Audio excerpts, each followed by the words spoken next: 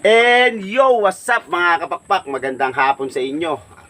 For today's video is, ipiplex ko lang mga kapakpak, yung ikakarga natin ng final lap, yung dalawa natin mga kapakpak. Ayan o. Ito nga pala mga kapakpak, si Palawen yung relax. Ayan, nakauwi pa rin siya mga kapakpak. Sana, kahit maging finisher lang siya mga kapakpak, sa final lap natin. Medyo bumagal kasi itong ibon na ito mga kapakpak sa kadela ng napalkon siya noon nung derby ng SBPRPS pagdating ng second lap ng Rizal. Yan, siya nga po ay napalkon. Kaya okay lang kasi in-inbreed natin siya mga kapakpak sa kanyang magulang. Ayan, Roger Florison po yan.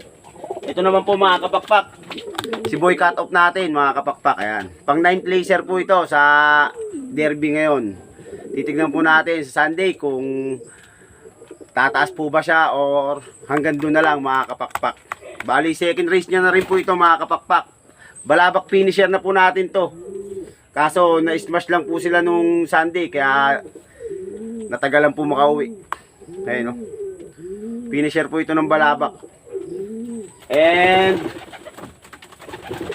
update ko lang kayo sa dalawang YB natin na anak ng port overall natin na ilalaro natin sa Iloilo. Ito na sila mga kapakpak. Binabana natin. Ayan o. Naka-crossbreed sa ibon ni Tol Bunggoy. Shoutout sa iyo Tol. You know?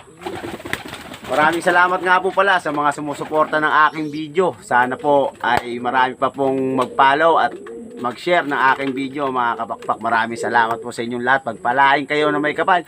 Bye!